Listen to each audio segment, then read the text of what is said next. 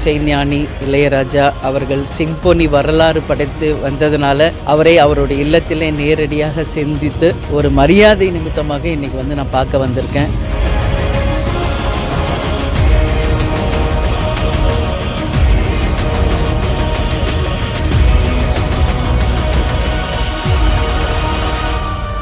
இந்த வீடு எனக்கு அவ்வளோ ஒரு மெமரிஸ் தரக்கூடிய ஒரு வீடு. கல்யாணம் ஆன உடனே முதல் விருந்து இந்த வீட்டில் தான் கேப்டனுக்கு எனக்கு கொடுத்தாங்க. அந்த பழைய நாட்கள் எதையுமே நான் மறக்கலை.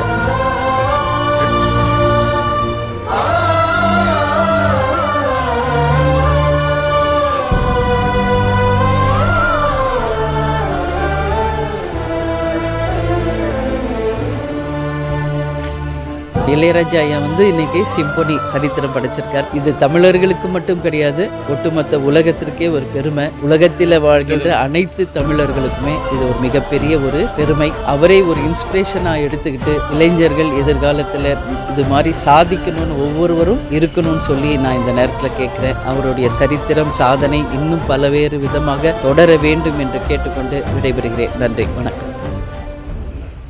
இளையராஜா சார நேர்ல மீட் பண்ணி பிரேமலதா அவர்கள் வாழ்த்து சொல்லியிருக்காங்க.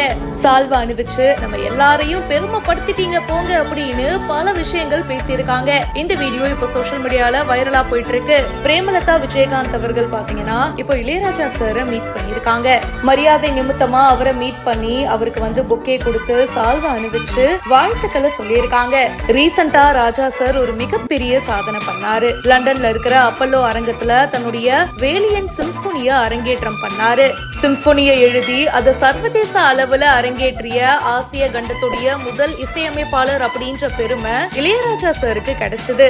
அது மட்டும் இல்லாம துபாய், பாரிஸ், ஜெர்மன் அப்படின்னு பல்வேறு நாடுகள்லயும் இந்த சிம்பொனி இசை நிகழ்ச்சியை நடத்த இருக்காரு. சோ இளையராஜா சாருடைய இந்த முயற்சியை பாராட்டுற வகையில பாத்தீங்கன்னா இப்போ பிரேமலதா அவர்கள் ராஜா சாரை மீட் பண்ணியிருக்காங்க. இந்த வீடியோ பத்தின உங்களுடைய கருத்துக்களை ஷேர் பண்ணுங்க. இப்பவே ஃபாலோ பண்ணுங்க.